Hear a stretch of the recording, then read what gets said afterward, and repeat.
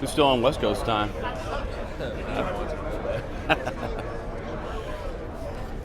What we got? How we doing? Good. So when you talk to other coaches here, how much of it's about football? How much of it's not? I'm not the most dynamic personality with all these ranging interests. So most of them are about football. Just there's a lot of shared experiences, and there's only so many of us that have the opportunity to do this. So good conversations.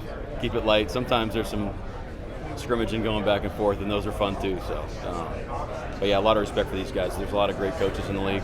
I know it's early and it's not even with players yet, but with the new offensive staff, how do you just feel like that's kind of coming with those guys? Well, it's a little bit unique because of how many guys we've hired that have worked together. So I don't think it's a normal operation when you get a new staff together. Kind of like we had last year on both sides of the ball. So a lot of these guys have worked together. They speak the same language. It's been a really fun process. Shoot, I'm the guy that's really the one trying to learn and get the language down and things like that. But it feels like we work well together. There's no ego in that room. A lot of great projects going on. So yeah, it's exciting. What are some of the benefits of all those guys, Clint and all his guys having worked together? How does that show up? Well, yeah, I mean, just think about anything that you're doing in the second time around, or you're just the continuity piece. Take the Seahawks out of it. Just those guys. Understanding, hey, this is kind of where the holes are. These are the warts. We've lived all these scars throughout time where we have this shared understanding of, hey, these are the threats, what we're doing. This is why we like what we do. You don't have to live through all that type of stuff to kind of gain that wisdom behind what works and what doesn't. But John was saying yesterday, he feels like you guys are kind of are way ahead just because this is your second year now. The defensive staff is kind of all intact. Everybody has a better feel for what you want, kind of maybe in free agency and the draft as well. I guess, do you kind of feel it that way? Yeah, I mean, I understand why you're saying ahead. I've never feel ahead. You always feel like you're chasing. You're always there's always a sense of urgency to what we're doing. But I think having the year together, and again, these are all the people that we've never worked with before. So this is all our first, time working together for the most part. And every time you do something, every time you get to a new cadence part of the year, it's not the first time you've ever done it. Where that was the case last year. So we have a kind of foundational knowledge about how we want to operate, what's important to us, the type of players we're looking for. All those things. We have some ground that we're standing on. There's so much change on offense, a lot of talk on offense, offensive coaches, offensive players. What about the defense? You guys were top 10 last year in a lot of categories. What do you imagine, or what are you envisioning could be a step in year 2 for your defense? Yeah, I felt like we ended the year with some pretty good momentum. So the expectation is that we take advantage of that and build on those things. Where you want the year to be like starting now. You want to be like this the whole time and just be rocking and rolling come December, January, February, where you can eliminate some of those those experiences and those times. So you're gonna hit some speed bumps along the way, but make it more seamless in terms of how we grow it. But understanding that there's a lot of expectation on that side, and we have a really high standard. So. Let's go pedal to the metal, make sure we're beating all those things. How do you imagine DeMarcus Lawrence kind of fitting in and helping? Yeah, I'm really excited about him. I think he complements our room really well. AD's he'll get a laugh if he hears this, but he has a heck of a 6 technique. Leslie Frazier, shout out to him. That's a constant battle in the office, but just a disruptor. Can kind of play the way we want to play technique-wise, but also, like I said, this guy's really, really smart on what sets tell you, what blocks am I going to get, being able to create more negative plays on early downs to get us in some of those advantageous defensive situations are really going to help us. And then obviously the pass rush element too, complementing Chenna and Boye and all those guys, moving them up and down the line like we do, like we like to move guys around. So it fits right in. He's had some good sack years, but he seemed like a guy who has always been able to affect the game beyond just getting sacks. Is that fair to say? Yeah, exactly. That's kind of what I'm talking about on early downs, a converting versus play action pass. Just understanding, hey, I don't have to play everything on this play. This guy's the guy who's going to block me. It's a play action pass. All I got to do is beat this guy now. Just that's what wisdom and experience and reps and intelligence, and kind of understands like how the game works. Lets you play fast, lets them play violent. If sometimes and lets them take opportunities where you can take a chance and create a play for us. You had a game plan against Cooper Kupp a few times. What from that standpoint, what made him a real challenge for you? Well, yeah, you could have him covered on paper, but he's still going to get open. That's something that you have to experience in game. So he's a guy that you have to account for in a lot of possession downs and high leverage situations where like we got to have two guys in this guy. It's a little bit different than some like vertical, like straight line vertical guys where you want like more of a high-low double. You want them surrounded as much as possible, and you're allocating resources over there. It kind of shifts where the stress points are the rest of the field. So yeah, he's a pain in the butt. How did you first react when you found out you guys made proceeding without Geno and DK? Well, I think it was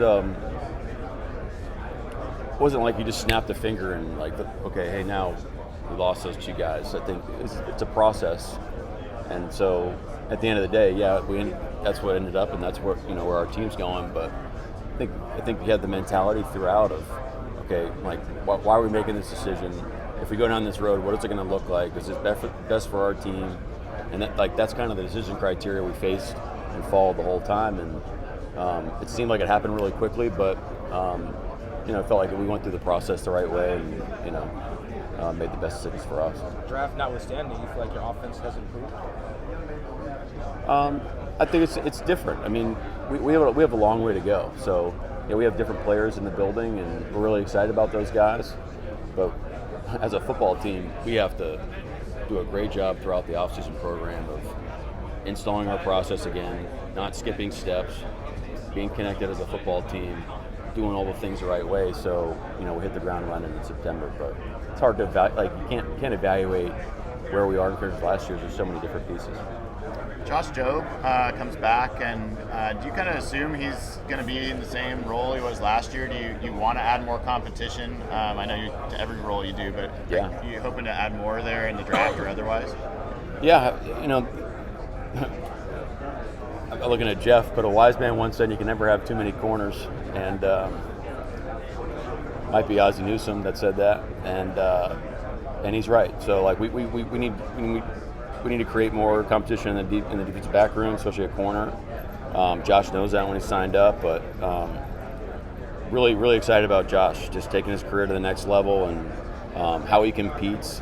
I think one thing that Josh does such a great job of is just like the day in, day out process, how he approached his job, his responsibilities, how he studied. Him and Spoon work really well together. So that's the type of like energy we talked about that we need this offseason in the room so we can sharpen each other and be able to put a heck of a group out there. But he's going to be a big part of what we're doing. Nose tackle, where do you feel like you guys stand at nose tackle right now? Well, I think we can play right now and we're rolling. A guy that can say like primary A-gap player is important to this defense. So however that manifests itself could be someone we acquire or draft. Could be kind of a role type of deal where we divvy it up to the guys we have on the team. But Murph can play in there, Jay Reed can play in there, Lee can do that in spots, but we'd love someone to emerge as a primary A-gap guy for us. Is D'Anthony Bell a guy that can do kind of third safety stuff here? Yeah. Really excited about him. I know he's got a lot of previous relationships with some of the guys on staff like Jeff Howard, and they love him, and the tape shows it. His enthusiasm shows it. So he's gonna fit in just right with us. And again, the three safety stuff, I think that's because we had three great safeties. So hey, let's figure out a way to get these guys on the field at the same time, so they earn that those opportunities, and if they go earn them, then we'll figure out a way to get them out there. Mike, what did you like about the fit with Sam Darnold? Well, there's a lot of things to like. Clinton had a previous relationship with him too, so you're relying on him as well.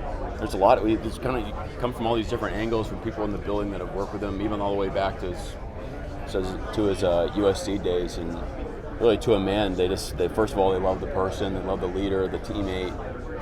The film kind of speaks for itself with his accuracy, able to push the ball down the field. Specifically with us, we're gonna, we move the pocket a good bit now. So Sam's a great thrower on the run, and is able to make a lot of plays that way. And then in these critical downs in the red zone and third down, especially last year, he had such a great year, and that we're going to be counting on him to come through in those situations.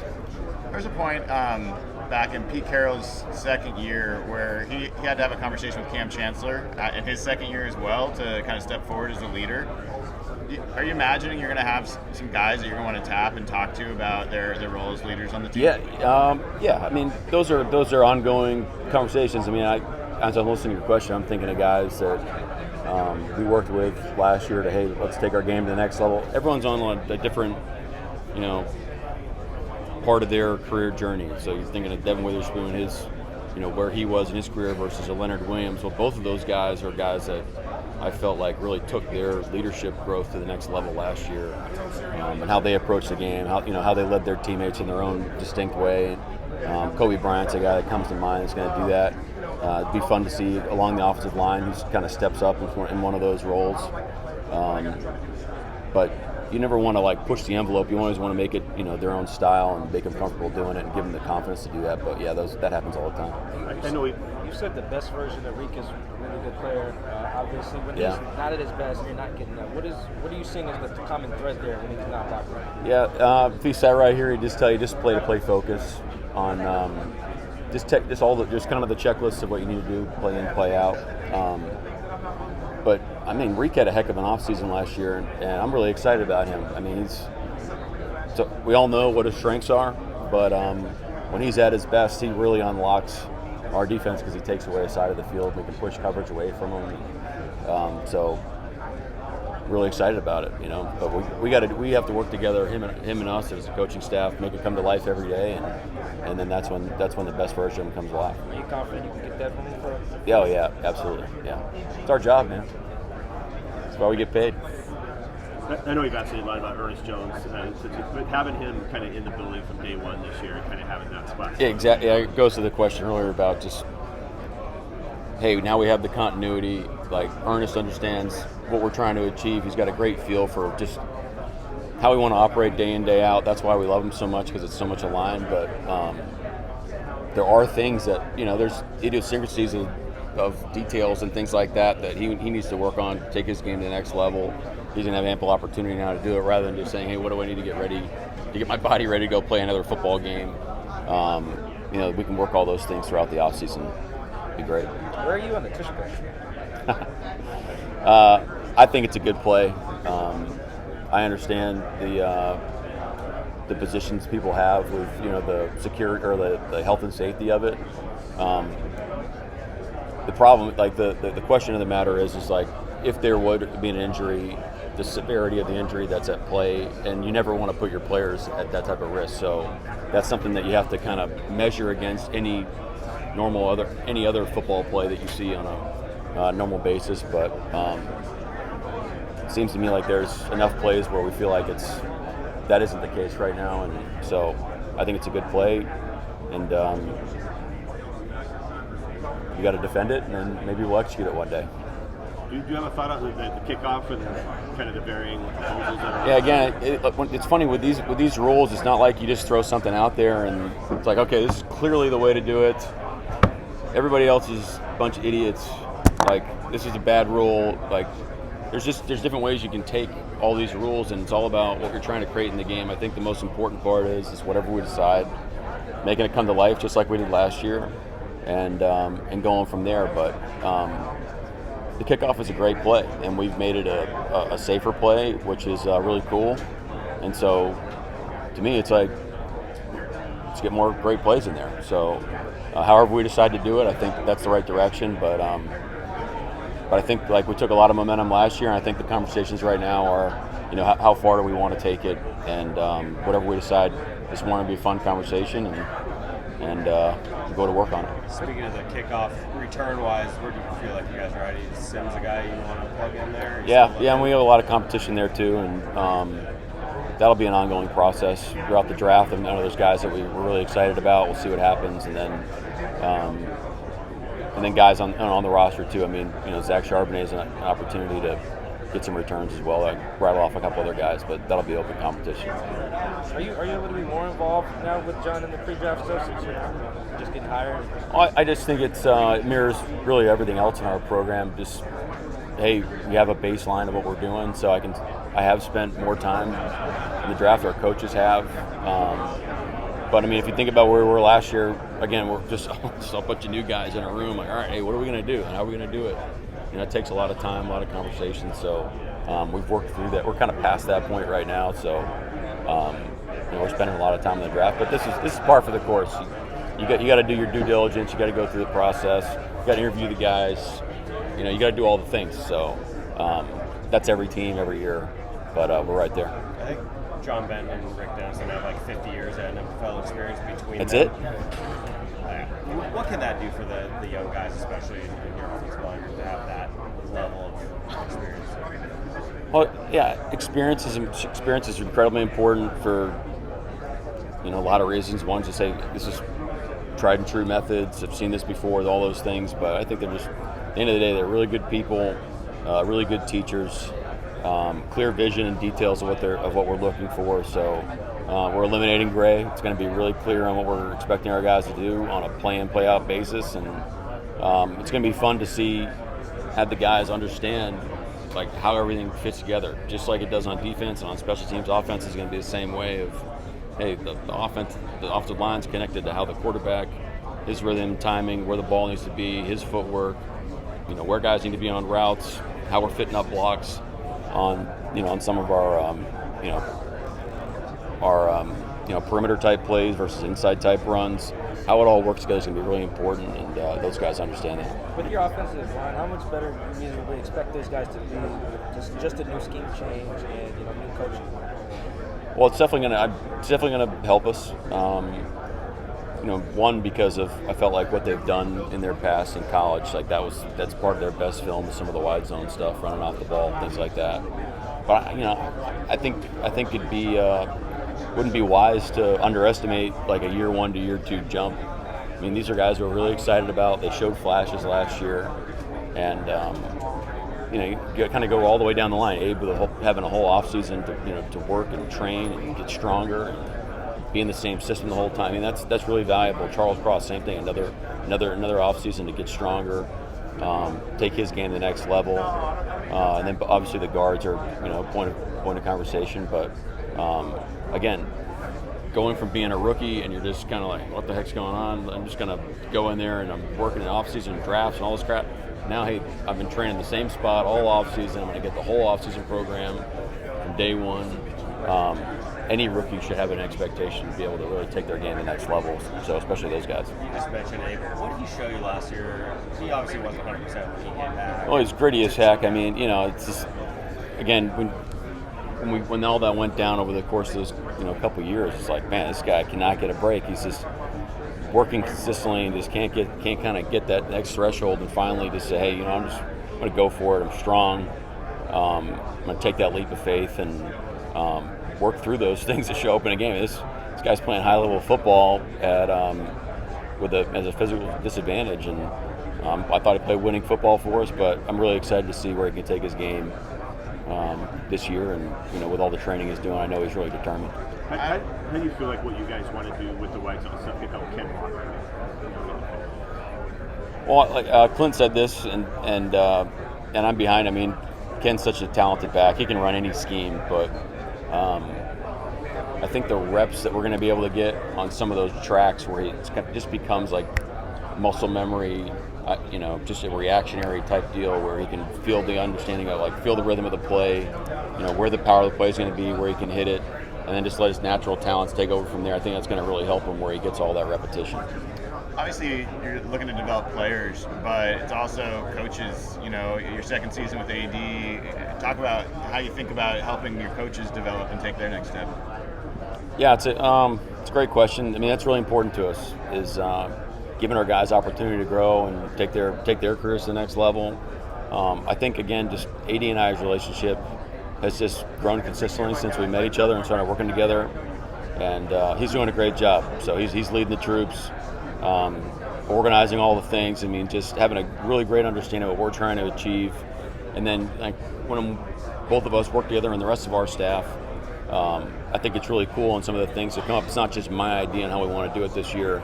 Guys have different inputs of, hey, how can we attack this thing from different angles? getting people's like personal style, personal spins on stuff, which is really cool. And so really the whole staff, but it's really important to build kind of the energy and the program in the building where your guys have opportunities to take on projects, get in front of the team. So I'm excited about that this year. Guys will have more opportunity to kind of shine in front of the guys, and it'll be a lot of fun. Back to the quarterback change. I mean, you had told us several times you expected Gino to be the guy. It sounds like you even got sick of answering the same question. What were your conversations like with John as the plan started to change? Well, I think all the things that we talked about is exactly what happened. You have best intentions to try to make something happen, and you're also having this like computer process. I think of it as like this computer process in the back of your head, like, okay, well, is this still in line with what's going to be best for us right now and long term?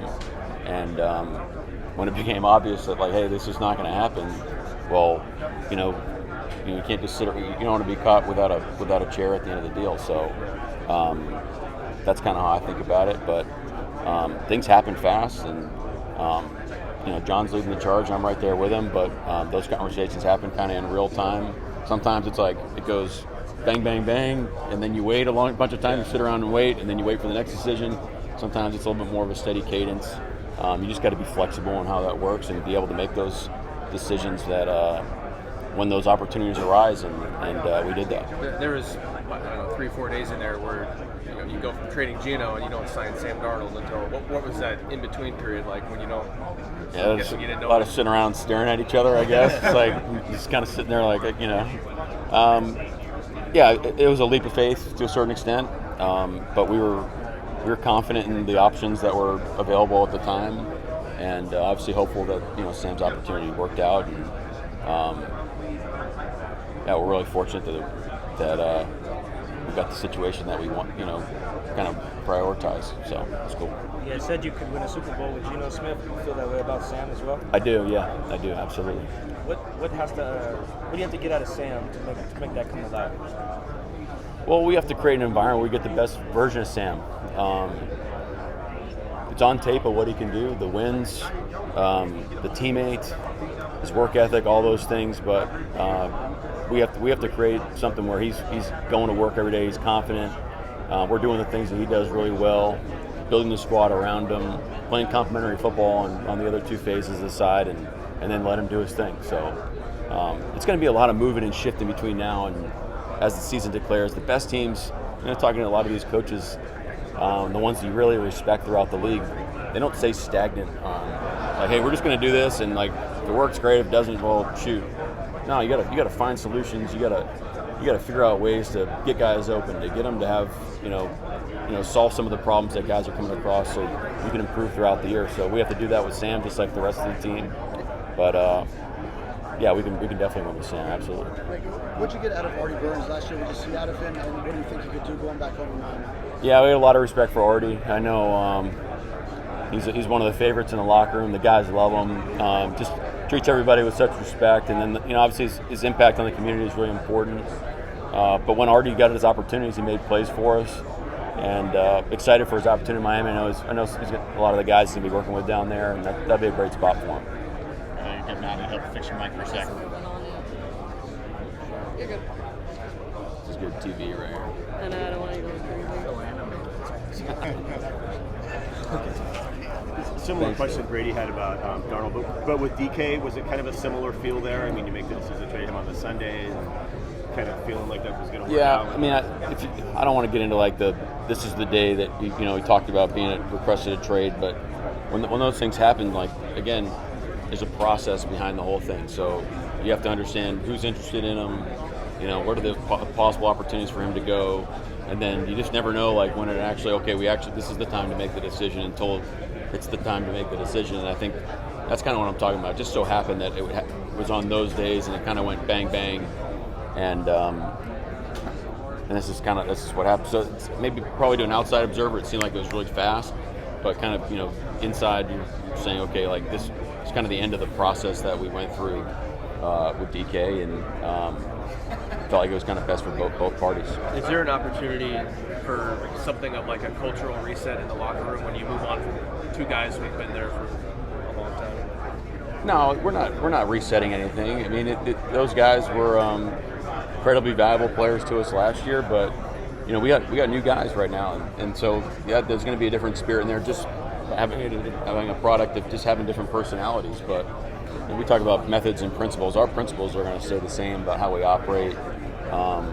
The vibe and the personality of the team is definitely going to shift because we have different guys, and that's great. We wanted to kind of let those guys' personalities shine, and it's all through the lens of how we want to be and what's really important to us. But we want to let guys be who they are. In an interview with Marshawn Lynch, actually, DK, to that point, he said that the guys who were holdovers from Pete Staff, some of them, specifically he mentioned Jay Reed, Tyler, Gino, Jay Maya, and Mike Dixon. He said they felt like outsiders within the culture. Is that something that he ever expressed to you? No, we never talked about that. Yes. Not sure what he's talking about, honestly. He actually gave an example. He said he and Tyler used to contribute to the QB or the offensive meetings install. They would watch film on DB, say, "Hey, I played this guy. He likes to bite on this route." Yada yada yada. Yep. He said I think he relayed that information ahead of like the Niners game, for instance. And he felt unheard, and that's why he screamed at Grubb, during the Niners game on Thursday Night Football. He never brought up anything? I may or may not remember that in the game. I mean, look, it's a tough situation, right? Because everyone has their experience about what happened throughout the course of last year in all phases, right? I'm not gonna say like that's his experience wasn't what he felt in that time. But look, we're not going to be perfect in how we operate, but our players' opinions, how they operate, what's important to them, that's always going to be really important to us. They're the ones who've got to do it. They're the ones who drive the bus. It's our job to help it make it come to life. We fell short in that sometimes last year, probably more so than we wanted to. But I think if you get a real good feel for the locker room about how well we take guys' input and value their opinions, I think you're going to get an overwhelming majority of guys saying that they feel heard and valued. And it's an unfortunate situation that he felt that way for that time. But you got great players like that. Of course, you're going to do your best to make it come to life and let their opinions be heard. You guys have 5 picks in the top 92 in the draft, and you're obviously defensive-minded head coach. Do you see guys in there where you're like, man, these guys could really change our defense, take it to an even other level? Or do you feel kind of like pulled towards we want to really help our offense take the next step? Well, I think we're in a great spot where there's a balance where we can really feel like we can attack best player available. So if that person's on defense and we're really excited about him, we have a great vision for him, then let's rock and roll. Let's go get him and make, and see how he fits in and let him go compete and let's go. But that's the case on offense as well. You don't have to take a guy at a certain position. I think actually you get in trouble when you do that sometimes. So there's a lot of great players in this draft. I think there's a lot of kind of goes like across positions and really like over the course of the first couple rounds. So we're sitting in a great spot to make our team significantly better. So it'll be fun to see how it shakes out. But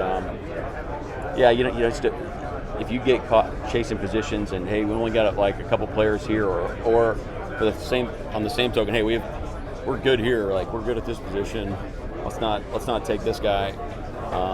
Been burned by that a few times in my career and just learned my lesson. So we won't operate like that. You mentioned earlier some of the guys' best college tape and some of the wide zone stuff on your O-line. That is that true for Jalen and Olu?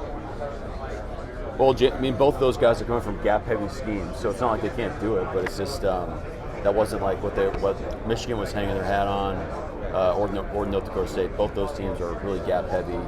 But when we did run our zone stuff last year, like you can see Jalen on the perimeter, Olu doing the same thing, getting to the second level. Those guys can do what we're asking them to do for sure. Is the center got all the calls and stuff from this game too? Yes, that's really important. Both those guys are really smart. Done a great job for us last year, so they'll be able to handle it easy. Is that part of helping Sam be at his best? Is taking some of that off of him, or is that just the scheme? That's just the scheme. Yeah. I know you like golf, and you've gotten out with any of the coaches here. Who's the best stick?